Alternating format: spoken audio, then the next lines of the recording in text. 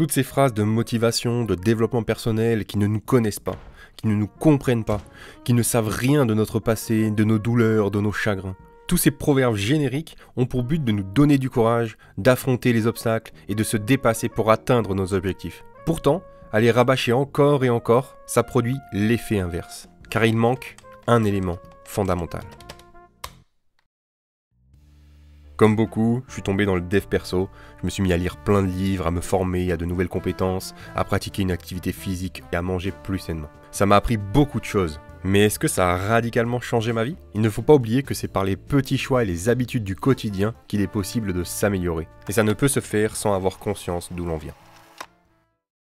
Nous voici sur mon ordi avec la timeline du Mindmapper.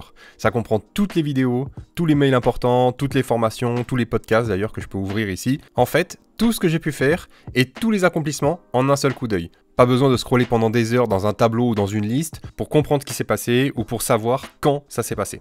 Ce n'est pas abstrait, on va pouvoir d'ailleurs zoomer, dézoomer. C'est concrètement noté que tel jour une vidéo est sortie, qu'un podcast a été publié. Hop, si je réduis là, je vois là tous les mails.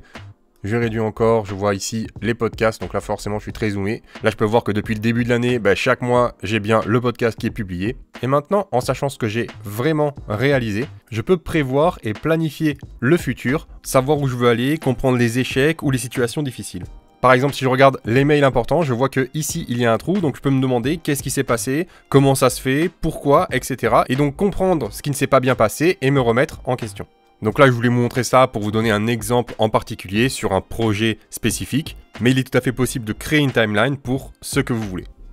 Et puis, vous savez, on avance un peu dans la vie de tous les jours par automatisme, sans jamais se demander comment on en est arrivé là. Le passé est derrière nous, mais rien n'empêche de se retourner de temps en temps pour voir le chemin qu'on a parcouru. Ça peut vraiment aider de se rendre compte de ce qu'on a accompli, de ce qu'on a réussi, comme de ce qui s'est moins bien passé. Faites votre timeline, comprenez, visualisez, analysez, réalisez même, et redécouvrez votre passé pour décider ensuite d'avancer vers votre avenir. Il y a plein d'applications ou de logiciels qui permettent de faire ça.